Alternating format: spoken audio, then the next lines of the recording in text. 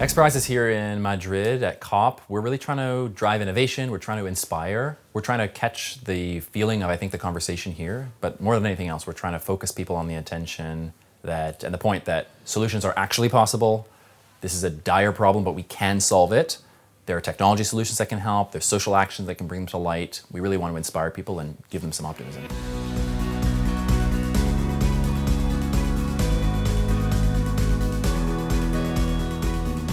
Innovation is such a big part of this. I think we have so many solutions that we know how to deploy today, and we need to get on with deploying them as soon as possible. And I think that's a lot of what the conversation is about here today and this whole week, this whole COP. But we know we also need innovation. It's not enough. We need to go further. We need to go faster. Innovation doesn't just mean new gadgets and new things. It means new ways of bringing people together, making solutions cheaper, making them accessible. So I think we really need a lot of innovation here.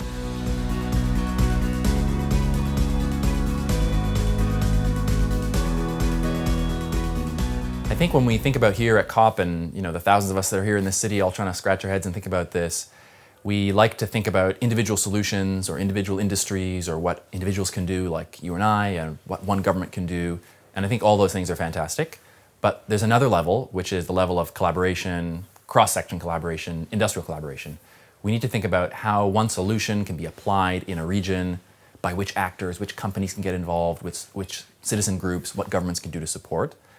We usually think about COP in terms of governments coming together, politicians signing treaties, negotiating, arguing, agreeing, et cetera, et cetera.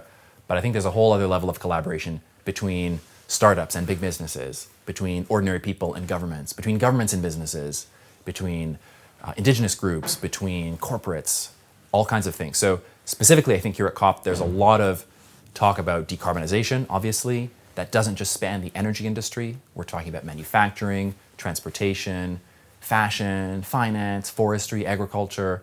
We need all of these groups to find solutions that work for them, but also figure out how they can help each other because we're all in this together.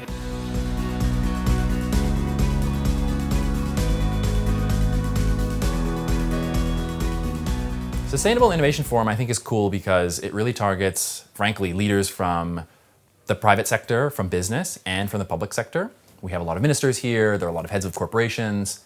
And it's great to hear the high-level plans, ambitions, targets, announcements. But look, to be honest, at some point, it just becomes good words and speeches and commitments. I think another great thing about this meeting is then we all go to the coffee breaks and we all talk about it and decide, all right, we heard the high-level speech, that sounds good, but what does it really mean? What's the real practical step that we can actually take? I think the theme of this COP is time for action. And I think, I'll say in the coffee breaks of this meeting, that's where we're really plotting and planning action. Everyone here is saying, I don't want to talk about this again at COP26 and 27. How can we act on it now?